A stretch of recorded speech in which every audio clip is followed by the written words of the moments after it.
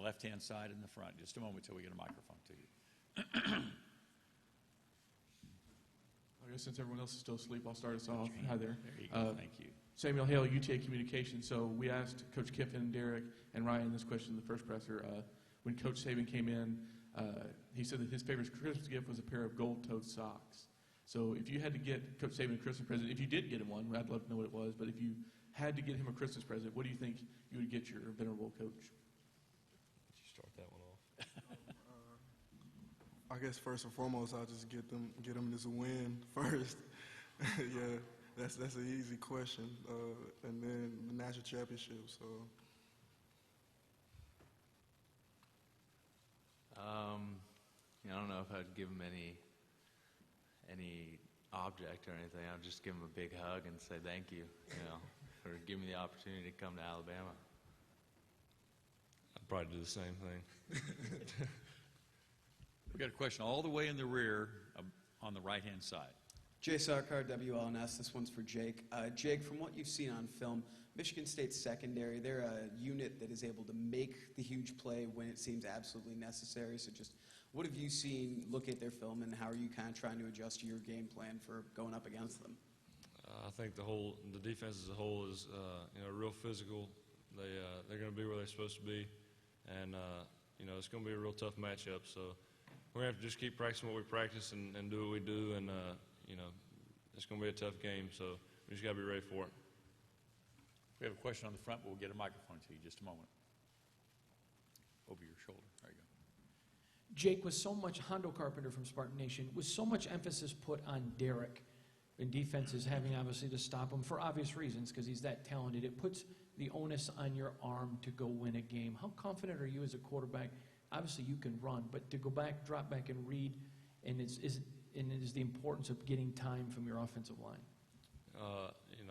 Whatever Coach Kiffin calls, I'll be happy to run, and if it requires me throwing the ball, throw it. If I need to hand it off, I'll hand it off, and we'll just see how it goes.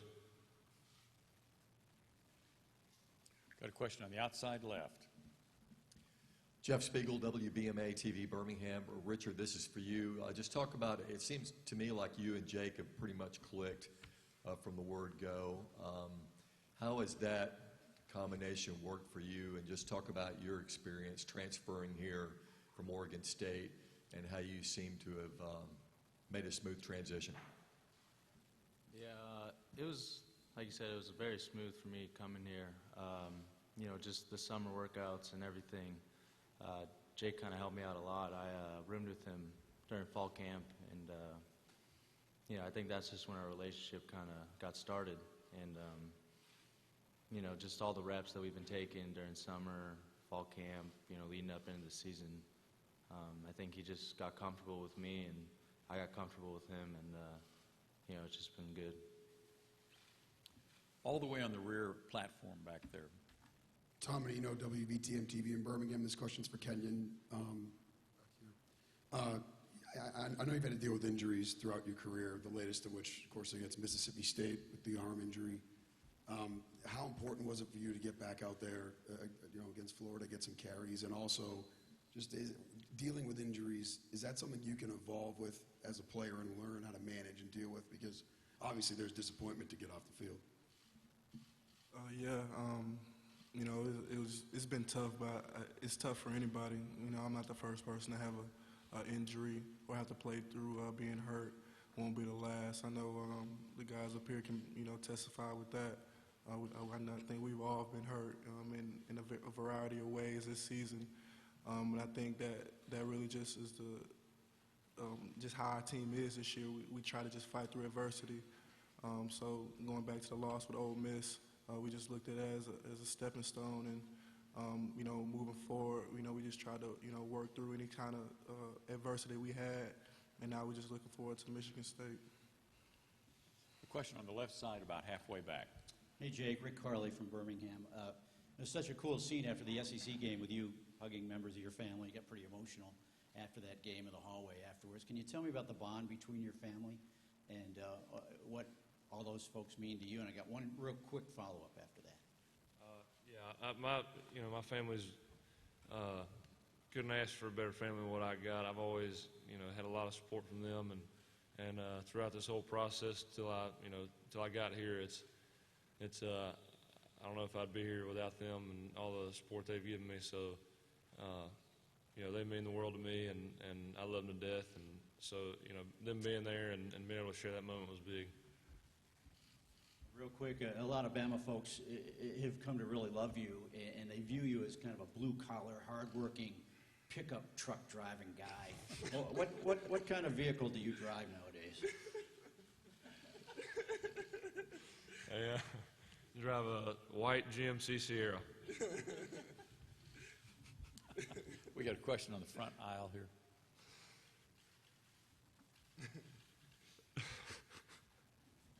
All right, we're having fun now. So, guys, you have Derrick Henry, the Heisman winner this year. No doubt he's kind of a workhorse back, but workhorse seems kind of a boring comparison for Derrick. If you had to give Derrick an Animal Kingdom comparison, what animal would you compare Derrick Henry to?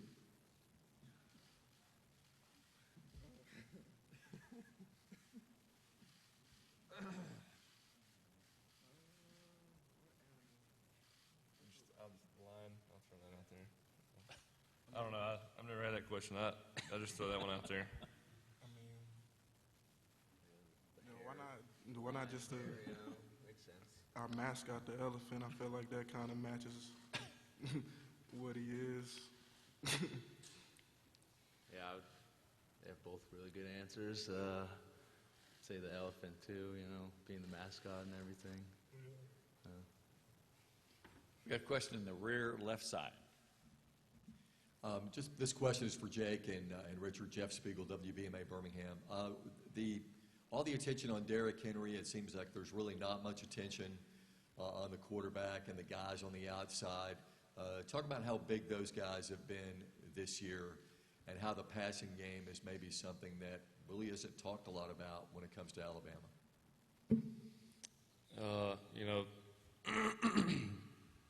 When things aren't open for Derrick and we got to open it up and throw the ball, that's what we'll do, and we'll try to do our best to move it and see what happens. Yeah, we're obviously it's been fun, playing with the Heisman Trophy winner, and it makes our job a lot easier. All we got to do is block for him, but kind of like what Jake said, when our number's called upon, we're there to make plays, and there's been times where I know, Darius and Calvin and, OJ, we've all stepped up and made huge plays that, really changed the game around.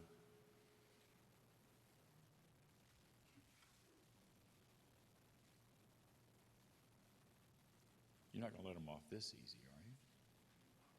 We got a question in the middle first, then we'll come up here.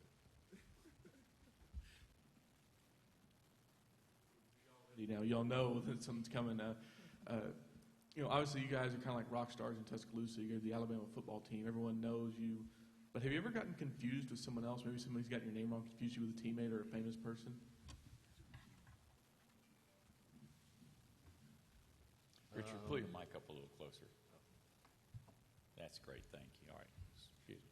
I wouldn't say necessarily confused, but a story after our first game, me, Jacob, and Ryan Kelly went to Buffalo Wild Wings, and we're all sitting there at a table, and everyone started noticing, Jacob obviously, and Ryan too, because he's been there for a while, and he's just starting center, and so there's this couple that came up, and I was like, hey, can we get a picture with all you guys? And we're all like, oh yeah, and I'm about to stand up, and this lady hands me the phone. Was like, hey, can you take the picture of us? And I was like, yeah, I got you. I think she thought I was like Jacob's brother or something. So, yeah, it was kind of funny. You guys want to comment? I know last year I got hurt, obviously, so I didn't play the majority of the season.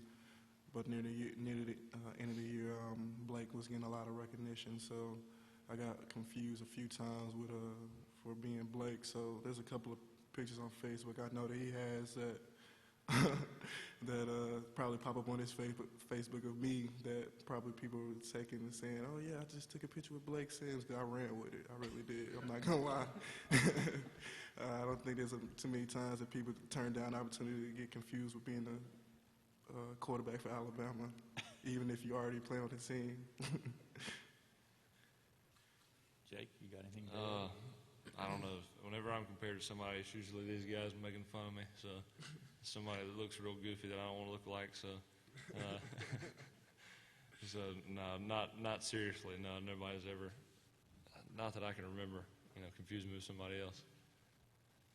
Got a question halfway back on the left. Jake, Rick Carley from Birmingham. Can you talk about the development of Lane Kiffin as the OC? We always talk about player development, but what has he meant to you? We don't hear from him often, and he spoke just a couple minutes ago. I'd like to get your perspective on it. Like you said, I think it's more about the offense developing and just gaining more chemistry. And I think he does a great job of calling plays that really play to the strengths of our offense and the strengths of each guy individually. And he finds matchups that are favorable and his play calling has really made things a lot easier on us. Question in the rear left. Yeah, Chris Brees, WIT in Birmingham, coming off of that. He had mentioned a lot earlier this morning about he felt differently because he let his other coaches do their job more. Have you seen any difference this year from last year in any kind of coaching style whatsoever? Jake, start with you. I think he's gotten laid back, but I also think that all the other coaches have a better understanding of what he wants. And, they've all just gotten more comfortable with the style, with the play calling style and the technique and what Coach Kiffin wants. So, I think he's been able to, lay off a little bit because they all have an understanding of what they need to do. Got a question on the platform on the left. This question's for all three. I guess I'll start with Jake first. But Reggie Ragland said the game where he realized you guys might be able to do something special this year was the Texas A&M game. Do you agree with that, or is there another game that stood out where he said, okay, we really can make a championship run and we can do this? I kind of felt like it was a special team before the season started, but I guess, the Georgia game kind of stands out to me. It's kind of when everybody just kind of came together and, we realized, our backs were against the wall and we had to perform no matter what. So, to me, I think the Georgia game was the one that kind of opened everybody's eyes. In my opinion, I think it's the Ole Miss game that we lost this past early in the year. And I think that's because with the adversity that we faced, we were able to keep battling back time and time again, and it really showed how we were able to battle through adversity with having 5 turnovers and still having almost a chance to win the game at the end. So I think that's, in my eyes, where we really got the confidence in, okay, well, we lost this game, but we're not going to lose any more games after this and continue to work hard. And we already know that we can battle through, the toughest adversities that we possibly can face and, putting ourselves in a hole. And we can continue to be the team that we know we can be. Yeah, I'd have to agree with Kenyon. Just the Ole Miss game, I mean, like you said, we had 5 turnovers and still had a chance to win at the end of the game. And, I don't care who you are, but if you're in that situation, I mean, you gotta be pretty good. And, just we knew that after that game that, we definitely lit a fire under us. And we knew we had to win out. And, we took the most of every opportunity. Got a question on the middle, halfway back. This is for each of you. What did you folks get for Christmas? I got a gun. What kind of gun? That's all I got. Well, my little brother, he's 10. He had a bunch of pennies that I guess he just collected over this year. So I had on top of a little package that I had a little envelope. So I thought it was gonna be like a card or something with how you get money for Christmas. And as soon as I picked it up, it was heavy, and I just heard change just swish all through it. And I opened it up, and it was an envelope full of pennies. So I don't know what's worse, getting an envelope full of pennies or a stocking full of coal, honestly. So I guess I'm being pretty naughty this year. 10. Honestly, I just got like a bunch of clothes. That was pretty much my Christmas present, just a bunch of clothes.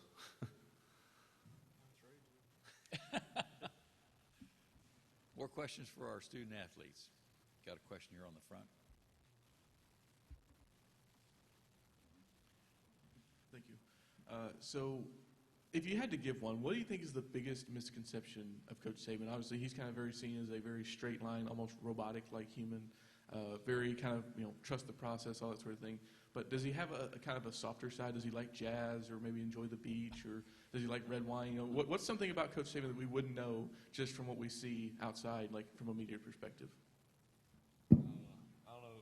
When I was younger, I thought he had no personality whatsoever. I thought he was just a mean guy. But he, no, getting to know him and being around him, he's pretty hilarious, and he's fun to be around, and he's a lot different than he's sometimes portrayed on TV. Yeah, I think he's really a comedian, honestly.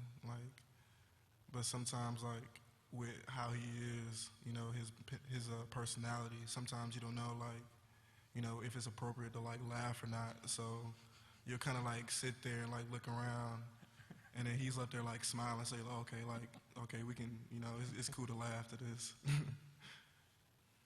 Yeah, I would say the biggest thing is just, he's funny, just and all the stories he has that he's told us, and kind of just what Kenyon said, you never know when you should laugh or not, just because, I don't know, because sometimes how he tells a joke, he's just straight-faced, and but yeah, once you see him give that little smile, then you're like, all right, yeah, I can laugh. We got a question on the aisle, left side. For Jake and Richard, with Scott Cochran, how does he sort of compare with strength coaches you've had in the past, and what's his sort of impact on this team from what you've seen? For me, I don't see really a comparison. He's someone that I've gotten close with just from, being here the short time. And, he's a huge part of this team, not just strength and conditioning wise. I feel like he's like the glue that really just puts us all together. He's a guy that you can go to for anything, honestly, it doesn't matter what it is, if it's personal or, you just want to go and talk with him about anything. It doesn't really matter. I find myself in his office quite a lot, just talking about, it doesn't really matter. It's just a good person to talk to. But, yeah, I definitely feel like he's the glue to this team. Yeah, I kind of feel, I feel real similar to that. I think he's big in creating the culture here at Alabama. He's, the way he talks and relates to guys on the team, and his mentality, the way he pushes people, I think he sets a tone for the mentality this team's going to have, and I'm glad to hear he's staying here because I think he's that makes that big of an impact on the team. We got time for one more question if anybody's got a question. The outside left. Jeff Spiegel, WBMA. Jake, how advantageous is it to have a guy like Derrick Henry who you can put away a game with by handing it to him time and time again in the fourth quarter? I feel like most of the games ended up with him. We have a long fourth quarter drive that he just keeps pounding away, and he's a special back to have to just you hand it to him, and when we need to milk the clock, get the game over with, he's reliable and he gets the job done. So it's real nice to have a guy like that behind you. That's for sure. Okay, gentlemen, thank you all very much. Thanks for your answers to your questions, and we'll see you at the game. If you guys want any of this stuff on the table, help yourself.